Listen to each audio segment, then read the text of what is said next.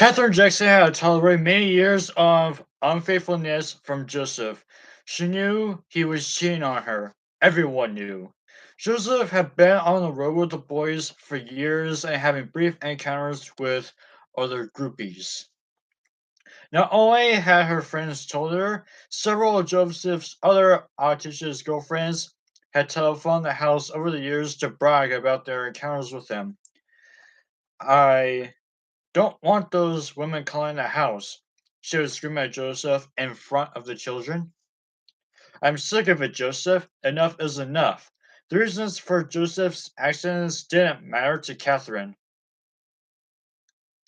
She wasn't even sure she wanted him to stop his philandering, as she told one friend. She simply wanted him to be more discreet. Do you have to play for me for a fool? She would ask him tearfully. A terrible rage began to fulminate in her. Don't you dare treat me like I'm stupid, she screamed at him. There's nothing worse than being made to feel this way. In truth, Joseph created Catherine just as she had allowed him to treat her for as long as she needed to be as husband and wife. There was little for him to stop as far as he was concerned. In his view, he worked hard for the Jacksons. He supported his family. He gave them a good life. So what he did in his free time was none of their concern, as long as he was present when they needed him. In January 1973, Catherine learned that one of Joseph's girlfriends had become pregnant and had a miscarriage. At first, she couldn't believe it. It was more than she could bear. However, when she confirmed it was true, she said that she had no choice but to end the marriage. It's over. She announced, my marriage is over. Immediately, the children sided with her. Oldest daughter, Rebby, who was 23, couldn't bear to be in the same room with her father. I don't know how my mother hung in there all these years, she later said. She needed that heartache with everything she had to deal with, being a mother, supporting the children's performance, getting involved in the business and the things. It was too much.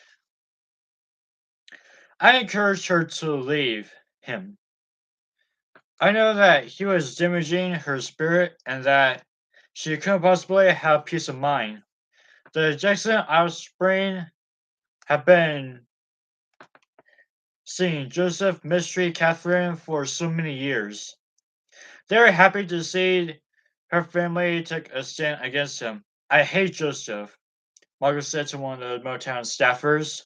I hate him so much for what he has done to my mother. I hate him more than I can even say. But Michael, the Motown police said, you shouldn't feel that way. After all, he's your father. I wish he wasn't my father sometimes, said 14-year-old Michael. I wish with all my heart. He's the loser here, Michael said. His whole thing is always about winners and losers and who wins and who loses. With this thing, he loses. Big time. Joseph oh, Catherine filed for divorce in Los Angeles on March 9th, 1973. Joseph was stunned. He had been controlling and manipulating Catherine for so many years. He couldn't fathom her fighting back in his manner. She also knew that he could not live without her. Plus, they had a family, growing children. He had to change her mind. Who was going to raise all those kids? Catherine was faced with a dilemma when she and her attorneys began filing out their court forms. She didn't have a clue as to the value or extent of her community property with Joseph. She had no idea how much her husband or her children earned annually or what the extent of their now vast business enterprises. She didn't even know Joseph's social security number. Therefore, she had to leave 2 pages of questions regarding his personal information unanswered. Her lawyer, Newson, Neil, typed on the form, "The information required in this declaration is currently being complied. A separate amended financial declaration will be filed." Catherine paid her attorney $150 and then went back to the house in Havenhurst. She did not move out of the house and neither did Joseph. They just didn't speak to each other.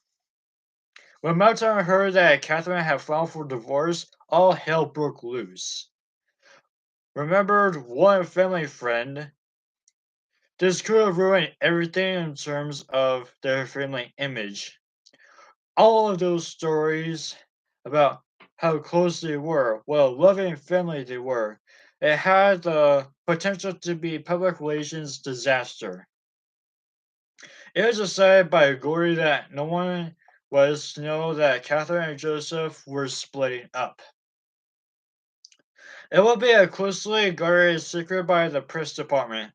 Today, you couldn't keep something like that out of the press, especially with a court filing.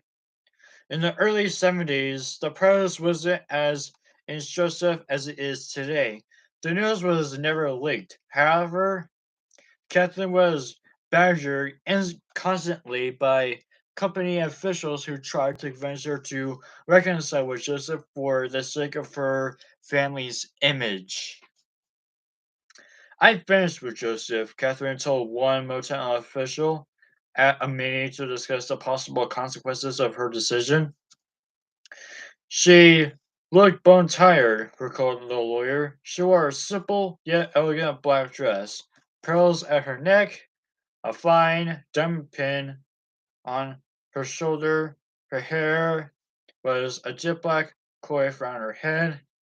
It should have nothing to do with the boy's career," she said firmly. "They can still make records and be famous, and their parents can be divorced, and that will have to be the end of it, I'm afraid." Though the Motown advisor was not convinced, her son Michael had made up his mind about his parents' marriage. "As far as I'm concerned, it's over," he told Diana Ross, according to later recollection. "My father was hurt my mother, and that's all I need to know. That, to me, is the end of it." "But people are so complicated," Diana told Michael, hinting at the complexity of Joseph's problems. "Who knows what they do, the things they do?" "I know why," Michael insisted. "It's because Joseph is a bad man. That's why." "My brothers are going down the same road," he concluded. "I can see it already." After a couple of months, Catherine withdrew her divorce papers. Joseph promised her that he would try to change and told her that she should not break up the family over his past behavior. Much to the dismay of her children, Catherine and Joseph were still reconciled.